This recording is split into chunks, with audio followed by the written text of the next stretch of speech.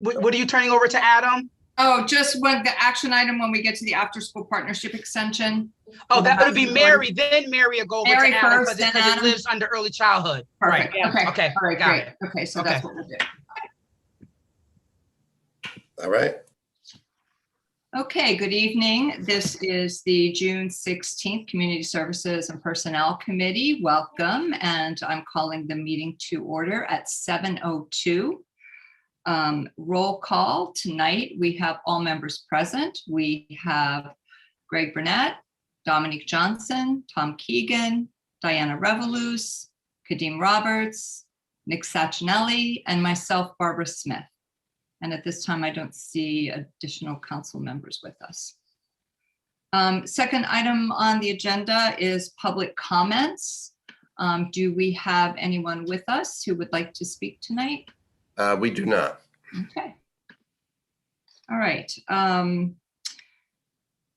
Moving on to item 3, approval of the minutes from the meeting held on May 19th, 2021. Do I have a motion, please?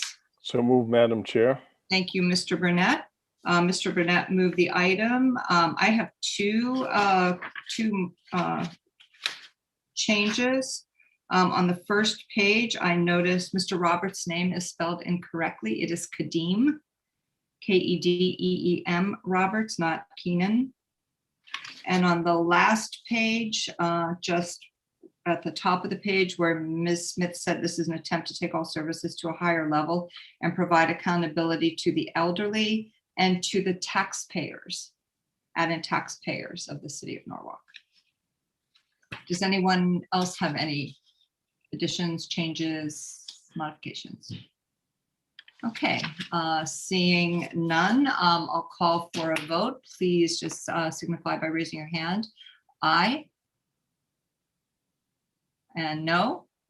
And abstentions. Okay, minutes pass unanimously. And then before we move on to the next item on the agenda, I do have a statement to read. And this is, I'm going to go ahead. It is at the May 12, 2021 meeting of the Recreation, Parks and Cultural Affairs Council Committee, there was a discussion about the maintenance of some of the city athletic fields. The members of that committee voted to make recommendations to the Personnel Committee to begin union discussions to outsource some field maintenance.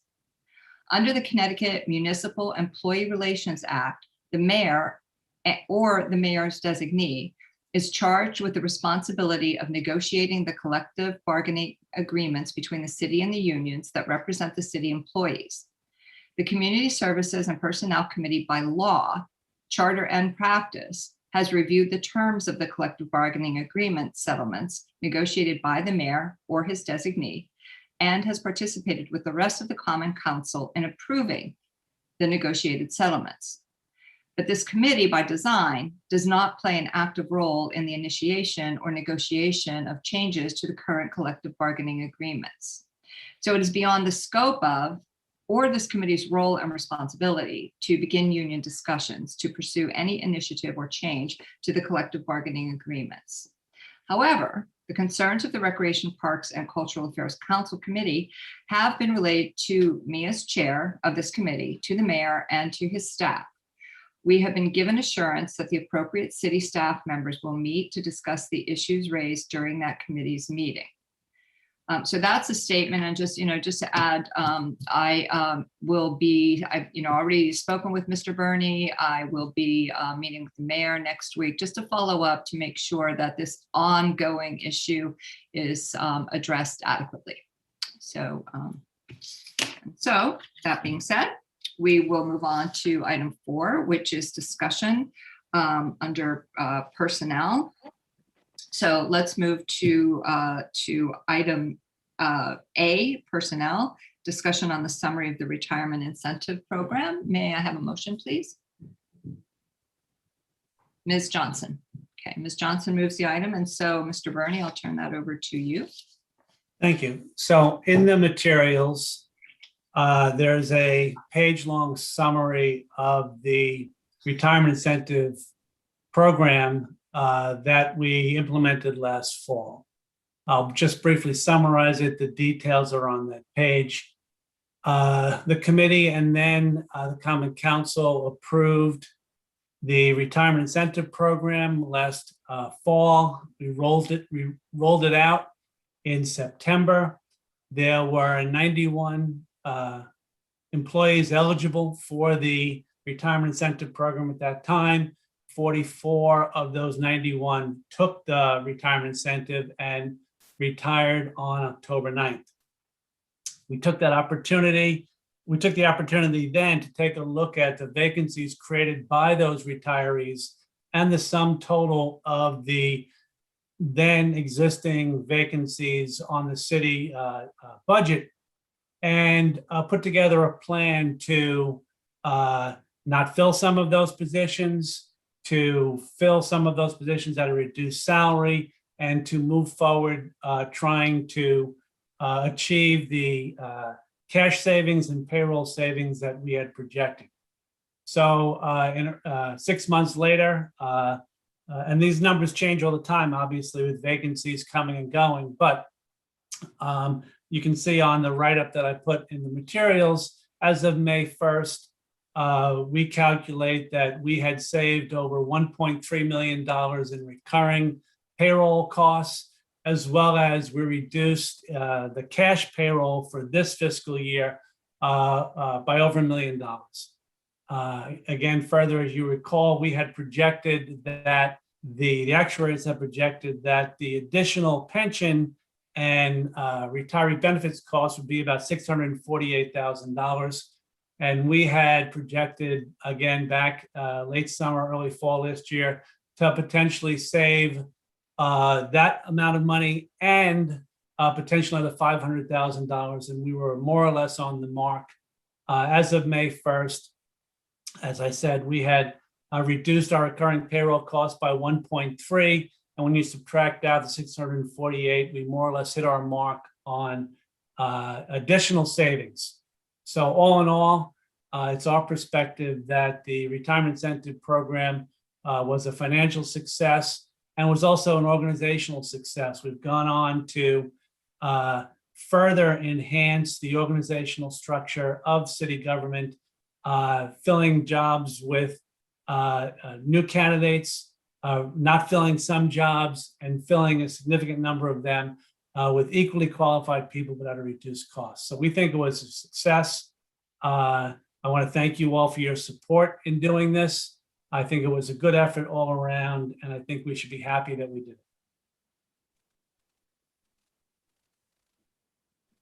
Questions? Mr. Burnett, I was waiting for you. No, thank you, Madam Chair. First, I want to commend Mr. Burney for an excellent job in terms of designing and implementing this plan, which is going to save the cities several very important dollars. Couple comments. One, if we can document the summary by including the date, and that's on the summary and Ray's name. I know last summer when we were putting together the plan, we were having difficulty finding the summary of the last time that we did such a action. So this is very valuable information that we should have dated and stored somewhere in the archives. Should we have to do it again, we have the summary. The other point I want to make, which is a question, have we seen any concerns from any departments as a result of this action with either work not being done or work being delayed or any type of impact to the services that we provide? Or do we have any examples of how we have done things differently, more innovative as a result of not having as many staff as we previously had, but we still were able to provide the services? Well, my answer to your question dovetails in with all of the workplace changes we made as a result of COVID. So it's on the one hand, it's hard to distinguish some of the service improvements that we've made because of COVID versus what we've done because of the change in the retirees leaving and the new hires. But to answer the first part of your question, I am unaware. Well, first of all, as a basic premise, we all know that everybody wants their vacancies filled yesterday, right? So we have been doing the best we can with my limited staff of filling the vacancies. I know of no outstanding or current complaints from any department head about not being able to get work done because of the vacancies created and the pace at which we filled them. You know, that's all in the context. From my perspective, I think we've done a good job. No one has come to me saying that their initiatives were delayed because of the departure of the retirees and the time it took to fill vacancies.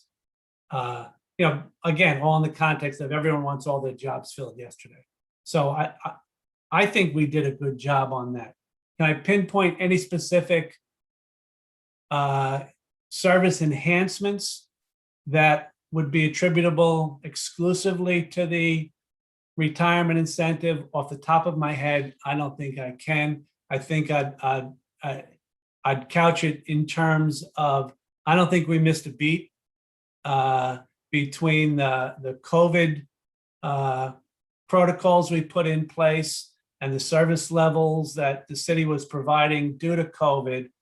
I don't really think we missed a beat in our service levels as a city or as a human resources department. And I think that was the objective.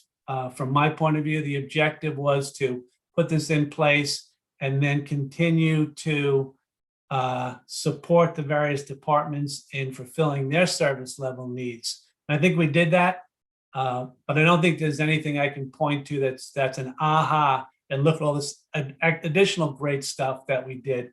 But I'll give that some further thought for sure. I have a question, Ray. Of those 17 positions that are budgeted that, you know, you're still actively, you know, or will be actively filling, Right. is there any one department where that is, you know, top heavy that needs more staff than other departments? I mean, you know, there was that one time where we had heard that DPW really took a big hit. You know, is it evening out? Well, you know, with DPW, for example, and I welcome all of you to ask Anthony or Chris Torrey offline. We did a pretty heavy lift for DPW to make sure as they came into their spring busy season that they had all of their DPW and Parks and Rec full-time positions filled. And I think we did that. So there was more than we had predicted, people in those departments accepting it, but we sort of focused on that right off the bat in December and January so that we could have those departments fully staffed in March and April. And I think we did that, and you certainly feel free to ask Anthony or Chris if they concur with that. Well, I've certainly seen the crews working all over town. Yeah. DPW was right up right up the street today. I don't think there's any department that was well, I wouldn't say my recollection and my understanding of the service my department delivered was that we asked the chiefs and the directors to prioritize the positions that were vacated, either through the retirement center program or were previously vacant positions. And we attacked filling those positions sort of in the sequence they gave to us. So again, all of you are welcome to ask the other department heads how successful we were on that, but I think we pretty much met their needs. Again, in the context of every department head wants their jobs filled yesterday. Thank you. Any other questions or comments? Okay, thanks for that summary. Just on a process point of view, this committee played an important role in that. It's entirely up to you. I don't see any need to move this on to the Common Council, but if you want to do that, that's up to you. But I think this committee and the council members on this committee were the primary movers in approving this and understanding what we were doing. So there's no process requirement to put this on the agenda for the Common Council. You're certainly welcome to do so. But I think now that we've briefed you guys, I think that, since you played the most important role in this, I think it's up to you. Well, I mean, it seems to me that, this is an update. And I think that it's something that we might share in the Democratic Caucus. Mr. Keegan is here. He's, here. He's got all of the information and and his caucus of one. So, in the interest of transparency, it's all out there. It's in the, in the minutes or the, Right. agenda for tonight is public. So I don't really see any reason to move it to the council, but we certainly can, go over it in caucus. So, any other Okay, thoughts? thank you. Disagree with me, Mr. Burnett? Madam Chair, just for clarity, from a process standpoint, we opened with a motion by Councilmember Johnson. Do we actually need a motion? There's no action. We're actually approving. Actually, No. you're right. So thank you for that. So we didn't, let's mix that motion. So thanks. Yeah. You're so good with process. Thank you. I appreciate you checking me. Okay. So let's move on then. We have from Mr. Daniels, a community services general update, which we do not need a motion for. Great. Good evening, Madam Chair. Good evening, council leaders. So by way of updates, I'd like to share with you and those that are watching and those that will be watching in days to come, that the Community Services Department, we're partnering with many of our partners, our nonprofit partners, coming up on Saturday, June 26th at 11 a.m. to 1 p.m. at the John H. Ryan Park will be Community Day. The purpose of the Community Day is to share resources, to let Norwalkers know the many resources and service that are offered to them. They range from childcare services, mental health services, just recreational services. So we'll have a whole array of services packing out John H. Ryan. So we're encouraging members of the community, children, families, adults, teens to come out and learn what's available in your neighborhood. Also, we continue to have our food program at Vets Park every Wednesday at 8:30 a.m. and it's from 8:30 to 11:30 a.m. These will be our summer hours up until August. We're very hopeful that we will be able to continue. We are working with funding and our resources from the state that supports the Connecticut Food Bank food source, and hopefully we can maintain. But at this point, we have been guaranteed that the food program will continue throughout the summer months. I go periodically, or I get the updates, and just so by way of information, we're still serving on average about 1,000 families, 1,000 cars. So again, while things are getting better for some, many of our residents and from our region still need the significant help with food, the basics. So we're really always excited, and well, not excited, we're just fortunate and grateful to offer this particular resource to our residents. And it's open to all, and we do allow walk-ups. Also, I want to thank you all for moving the agenda item of the Swing Space Initiative. I am now in process with corporate legal to get the right contract and language, and we'll be sharing that with our first kind of regional organization. I'm not prepared to share that information yet, but there will be a press announcement and a big excitement, at least on my part, to share with Norwalkers some of these regional programs in Stamford or Bridgeport. They'll be come to their local city hall and get the services that they need. So thank you very much for that. So more to come on that.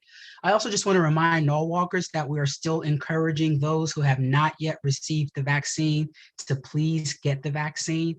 We are doing a variety of pop-ups all over the city, whether it's through our local health department under the leadership of our great health director, Deanna D. Moore. We actually provide vaccines as well, but we also have many partners with CHC. The Norwalk Community Health Center has been traveling with their wonderful mobile coach around the city. And then we also have the state partnership with DPH with the Griffin vans. And I know there was a press that we had the Griffin vans at Stu Leonard's. And so we want to thank both our community partners, our social service partners, and our business partners. We're happy to go where people are. And I also just want to share that we recognize that we have seen a lag. And however, what we've learned and what our strategy is now is meeting people where they are. And we have been seeing great success that when we just show up in communities, in neighborhoods and shopping plazas, and just asking people, did you get your vaccine? But by our surprise, they're saying, nope, you want it now, they will come. So while we hear about vaccine hesitancy, I would like to reframe it. I think it's about accessibility. People have said, for many reasons, they couldn't take off when we had the large media blitz. It just didn't meet their schedule. But showing up on a Sunday when you're going shopping, showing up in a shopping plaza, showing up in the park, we are starting to see the movement again with people getting vaccines. So we're really excited about that. And then also want to remind, where's my notes? Thank you again for moving the agenda item. I would, in the future, Madam Chair, I would like to introduce the Family Children's Aid in maybe our next month meeting. They are the new city's municipal agent for the elderly. We won't do a press conference, but we will do a press release to ensure our seniors know of the service. The services are the same, it's just the provider. And while for seniors, that transition can be very different. We are working very diligently with our partner, Norwalk Housing Authority, to ensure that no senior falls through the cracks through this transition. I would definitely like to bring the Family Children's Aid team so they can meet you, and also so our community can meet who the new municipal agent for the elderly, because they provide such a valuable service to our most vulnerable seniors here in the city. And then, Madam Chair, lastly, I would like to share a little bit about the Led by Us and Associates. It has come to my attention. I have read that our community believes that the commission has already been established. And I want to reassure our community members, Norwalkers, the commission has not been established. I think where the confusion is, we call it the Equity and Justice for Commission work. So that's the name of the commission, but Led by Us and Associates are our consultants. Why is it important to have them here and help us? Because there are many models and there are many approaches to do this work. And so we believe it is very important that if we're going to do it, we're going to do it right. And also we want to sustain it. So one of their main pieces of the work is to help us understand how are other communities, towns, and local jurisdictions. So one of their main tasks is to help us design the best commission structure, scope, and its power. So that's the process that they are embarking on. They will then present it, and then we will then begin to launch what we believe to be the best equity and justice for all commission. So I want to reassure our Norwalkers, the commission has not been established. Many of you may have been contacted. What they're doing, they want to hear your opinions. They want to hear, how do you feel about Norwalk? What would you like to see differently, and what your experience is like? And they're going from neighborhood to neighborhood to neighborhood, because as the mayor said, we are doing a lot of things great. We're proud to be in our city, but it's important to also look at where can we do better. And that's why we're really excited to have Led by Us Associates with us, that they're taking an objective look to kind of tell us and be truthful to us. This is some areas that you can improve upon. And we're going to take their recommendations seriously. And we're encouraging all Norwalkers to be involved. I want to remind you that they have an online portal and app called Norwalk Speaks with an s.com, which is their website and their app, and be engaged. This is for the community. Your opinion counts. And so we're really excited about the work. And we'll also be planning soon. We're just working on dates and all the good things that happens for logistical matters, that we do plan to do a town hall to give, so Led by Associates can provide an update to our city, engage our residents to hear where they are and what's happening, because we made a commitment and we're going to stay true to that commitment. Keep Norwalkers informed, keep the process transparent, and keep the process available and open so all residents can learn and hear about the Led by Us work. So Madam Chair, those are my updates for this evening. Thank you very much. I'll turn my time back over to you. Thank you, Lamont. Just, on that, the topic of the commission, Ms. Johnson had actually alerted me to the fact that, this rumor is circulating that it's already been established, and someone that she'd been speaking to had what I thought was a great idea. So if I could just ask you, Ms. Johnson, to share that that idea, which I actually already sent an email to Led by Us about, but I, you were the one that got the idea, so I would like for you to share it. Great. Oh, thank you, Chair. Yeah, so the idea was to have the timeline for Led by Us's project and process be a bit more visible, get some visibility, especially on the Facebook page that they've established for Norwalk Speaks. The idea was that then all these great Norwalk groups can share amongst themselves, and Norwalk has its fair share of these Facebook groups as well. So getting that boosted and shared to those pages might help bring some clarity to to where we are and where we're going to be and how long it'll take. So that is a great idea. Yeah, Madam Chair already feedback. sent the email, and we will be on that to make sure we share and provide important information so all Norwalkers be informed and understand what that process will be over the next year. Love Yeah, the I think idea, and it will be done. Yeah, it's a great Excellent. idea to Well, thank actually be you. in print, that could be shared through social media, Yeah. and people can see it. It's because, here we are, we talk about it in our meetings, but not everybody sees that. Very few. people see Absolutely. that. So, okay. thanks to the engaged residents. Yes. It's them, not me, but thank you, Chair. Thank you, Lamont. All right. Did anyone you. have any questions or comments for Ron? Okay. Thank you very much. Thank you. Next item on the agenda under action items, authorize the mayor, Harry W. Rilling, to execute an after-school partnership extension agreement with the Norwalk Housing Authority, commencing from the end of the agreement's initial term through June 30th, 2023. Do I have a motion, please? Motion. Roberts. Oh, sorry. Kadeem beat you to it, Diana. Mr. Roberts moves it. And Mary, would you like to, Mary Oster is here with us. Yes. Introduce Okay. this.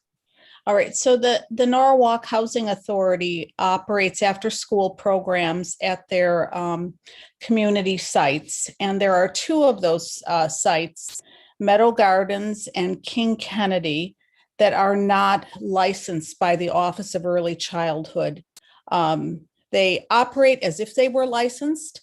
The reason they are not licensed is because they, the size of both sites, while it's sufficient for the number of children, they, in order to do all the upgrades, like one, they would have to put in another restroom. So they're asking for the city to continue this agreement until they are able to move those two sites into 98 South Main. That is the plan, to do that as soon as possible, as soon as 98 South Main becomes available.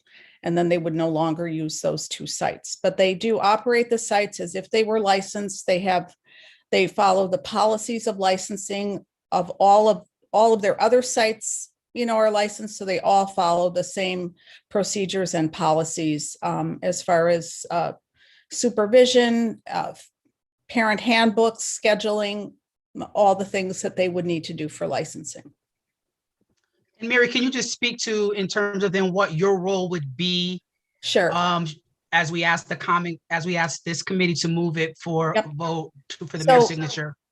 Yeah, so I do a lot of monitoring of our early childhood programs. So it was given to me the task to monitor these as well. When we initially started this, I went through all of their licensing materials, everything that they used. I've been through licensing for preschools before. It's pretty much very similar to an early childhood program.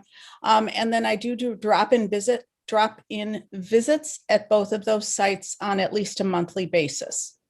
When there are children, obviously when the program is running, which is in the late afternoon. And then then I Madam Chair, report back. I'm sorry, go ahead, Mary, I'm sorry. Then I report back to Adam and Lamont. And so from a community service perspective, we're asking you all to consider, and then we'll definitely allow Adam for questions, that we are most certainly confident that under Mary's leadership in her early childhood credential, that Norwalk Housing meets the standards from an early childhood perspective, and Mary will be the assigned point person to ensure they continue to meet those standards. But I want to be clear, they're already meeting those standards now.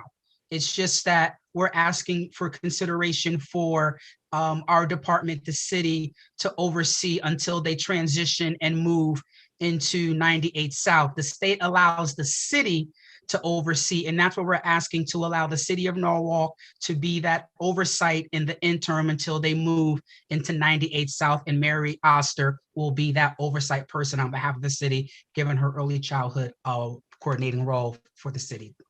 And 98 South Main would then become licensed. That is a site that is able to be licensed. And so then they would be fully licensed, just like the other learning centers are that the Housing Authority operates. And then our agreement will expire once they transition into 98 Correct. South. Correct. And so we know that we have just land use and building management, and subsequently the Common Council has extended the agreement with the YMCA, with Riverbrook YMCA, because they need some more time. You know, they definitely need more time. So that has been extended. So do you have, and you know, in your talks with the Y, what, you know, what are you hearing in terms of how long this might take? Thank you, Madam Chair and council members, for taking this issue up tonight. I know most of you, but I'm Adam Blavilski, Executive Director of the Housing Authority, for those who don't. So I was just in touch with Bob from the Y this week. I think that he is looking at something potentially around January of 2023 before he thinks we would likely be able to get in there. As you may know, we've set aside several $100,000 for renovations, and we were reluctant to make those renovations until you know, the roof and other things had been repaired to the condition that they need to be returned to. Although some programs are operating there now, we didn't want to bring our kids in and do all that work prior to the building really being ready for us. So he's thinking around January of 2023 at this point. If we needed a further extension of this oversight agreement, you know, we could just come back and of course ask for it, but we are hoping to be in 98 South Main by then. Truth be told, we thought we were going to be in prior to now as it stands. Madam Chair, you are muted. Thank you. What we are approving here is through June 30, 2023. So, okay. I know we have a couple of questions. Ms. Revolus is first, then Mr. Keegan, then Mr. Burnett. Ms. Revolus? Thank you so much. And I apologize for being off camera. A little bit of mom and council kind of overlaps. So my apologies. Just the only question I did have that I didn't even get back to Adam too was accessibility, transportation. One of the things that are the reasons they're so close to the sites is to be easily accessible. I know we'll have it in a few years, but have we talked about how children from those locations would be transported to and from? Yeah, so I'm happy to address that issue. The Housing Authority usually employs about 10 drivers and has about 8 vans, passenger vans that we are use specifically and predominantly for our Learning Center program. Our Assistant Director of the Learning Centers, Tiana Brown, is in fact a transportation coordinator to some degree. A large part of her job is in transportation. We already transport the kids to and from a variety of partners for field trips, for some of their special events. You know, we have a STEM program and a literacy program and some of these programs, an art program, and some of these programs are off-site. And sometimes we bring the programs to them, and sometimes we bring them programs. And many of our developments, we have 18 developments, 11 of them are family developments. We only have at any one time 4 or 5 learning centers open. So the kids from the other developments are already use our van system to transport them. And 4th and 5th graders from Rudner Court and Colonial Village usually go to 20 West. So we're used to transporting them as well. So transportation is part and parcel of what we do with the learning centers, capable to do it, and it should not be a problem at all. We're also looking at transporting students directly from the schools to more of our programs. In the past, we were unable to do that, but it looks like we can do that now. So we would likely be transporting almost all of our kids anyways directly from their schools to our programs. So that shouldn't be an issue when we move over to 9.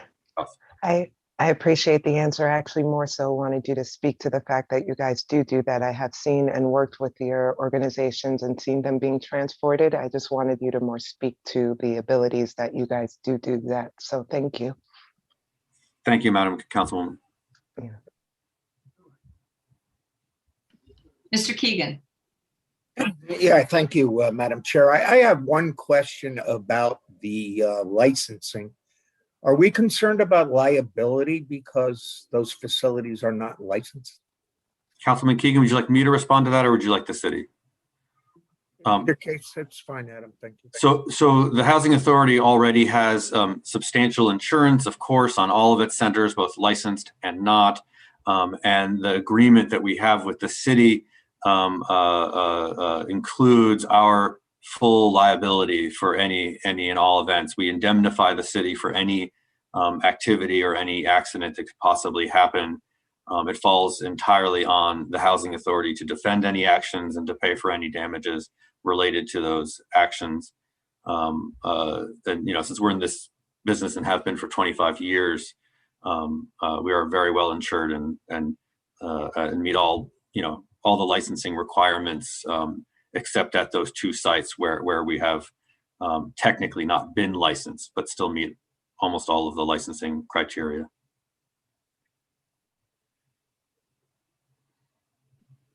Mr. Burnett. Thank you, Madam Chair. My question is one of clarity. We mentioned that in 2023, the operations will move to 98 South Main. Are we just procuring space at 98 South Main, or will the Learning Center operation fold under the Norwalk YMCA? Just looking for clarity on that. When we go to 98 South, will the YMCA take over I'll say the function of the Learning Center? Thank you. It's an excellent question, Mr. Councilman.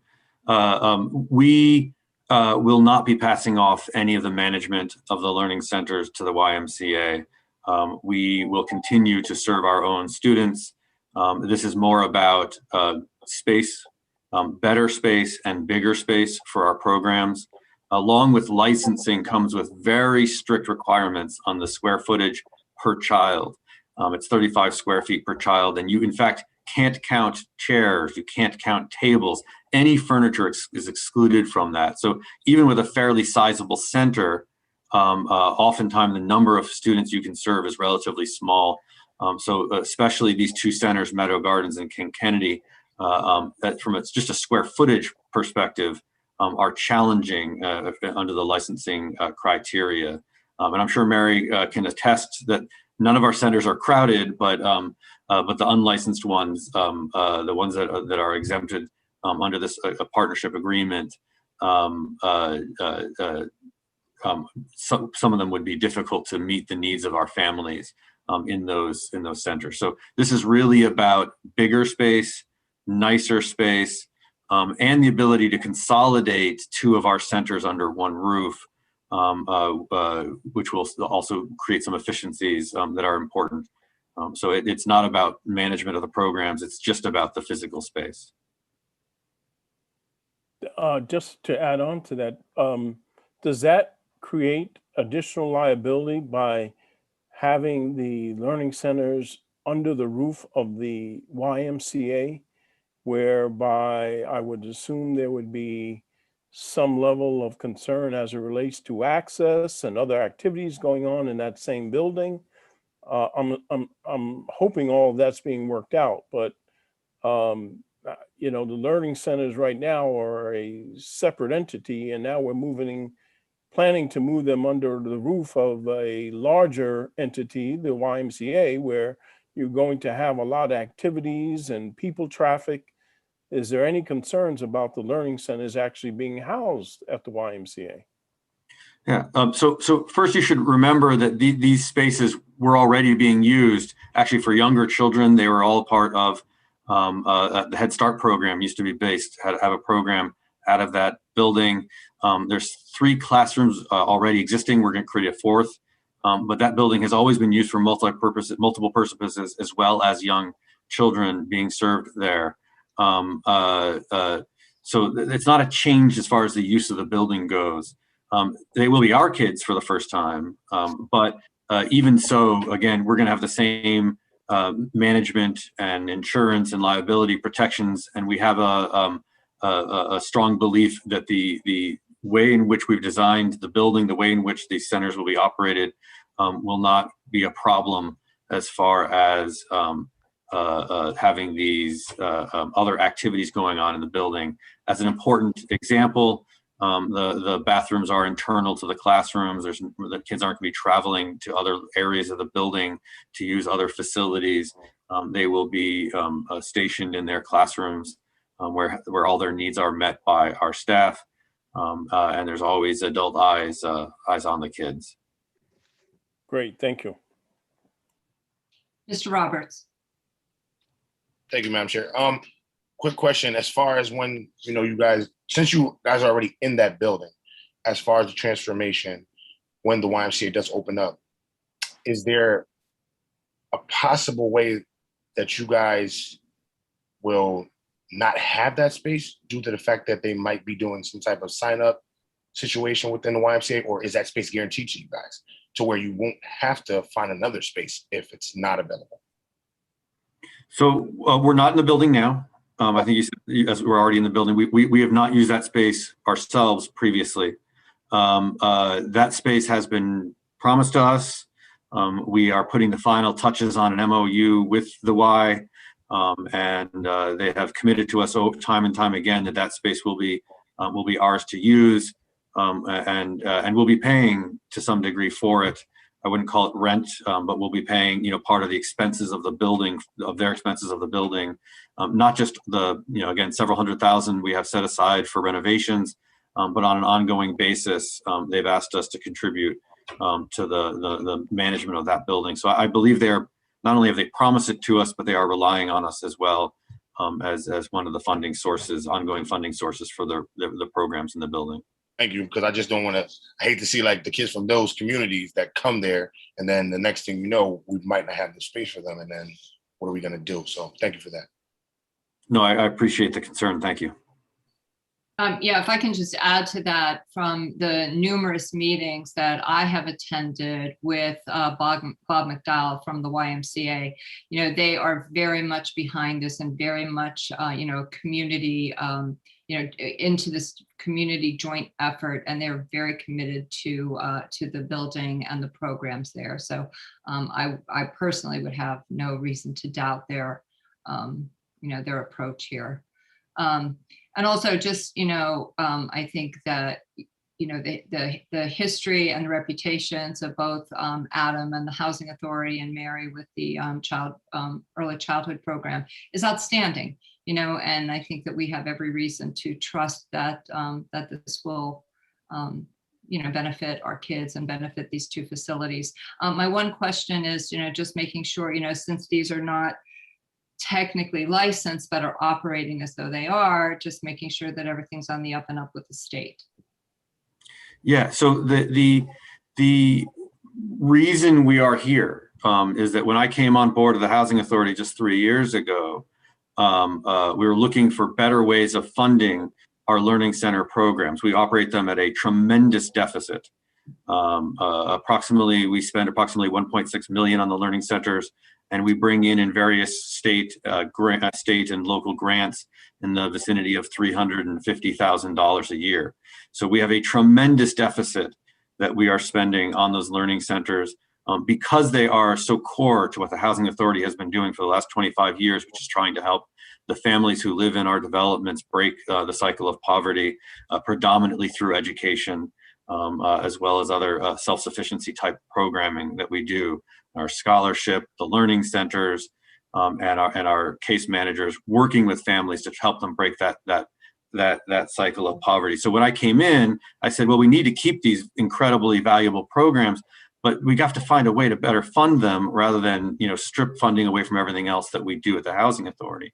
And one of the things that we identified as a potential funding source is Care for Kids. And Care for Kids is a state program. And to qualify, you must be either licensed or under one of these exemption agreements with either the city or the Board of Education. So we actually qualify for Care for Kids. And I believe we've applied for several of our families already in King Kennedy, which is one of the programs we're talking about. And when we apply for Care for Kids, they come down and inspect. They came down and inspected when we first started doing our licensing programs. And they just came down very recently, actually, to look at it as we were applying for additional Cares for Kids funding. So the state is aware of it. They are supportive of the programs. They like what they see going on there. And to them, there's not a substantial difference between the licensed programs and the unlicensed programs, as long as we maintain that city or Board of Education exemption for these programs. So in many ways, this exemption, applying for Care for Kids, makes us all the more careful and all the better of a program, because we have to meet all these very stringent guidelines, including state inspections on a routine and surprise basis. And Madam Chair, Yes. if through you again, Madam Chair, just to reiterate, Mary also makes unannounced visits. Mary knows the team. Mary knows what the expectations are, and she works in concert. And also under Adam's leadership, we have full faith and confidence that they're doing the right thing, they're in the right direction. This is a temporary exemption. As stated earlier, the goal is that once they move into 98 South, our exemption will expire. And then hopefully with the January 23rd, that we're all kind of hoping that they will move forward, which is why we, with advisement from corporate counsel, we're giving the Y just another 6 months, just in case, that June 23rd. But the goal is over to 2 years through the state that allows us to be the exemption arm. Mary will maintain a very intimate relationship with the team to ensure they follow all procedures, protocols, because they already do. And then from there, in 2 years later, they would then move into 98 South under their own licensor. So again, this is temporary. This is not to be a long-term commitment, but we want to make sure that our children are served and that they get the quality activities and services they need. And this was a tool that we wanted to present, and that we are very supportive and seek your approval. Okay. Any other questions, comments? Adam and Mary, thank you both for your service to our vulnerable families and kids. You just do such very fine work.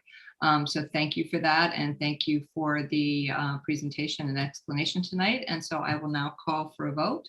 All in favor? Aye. Opposed?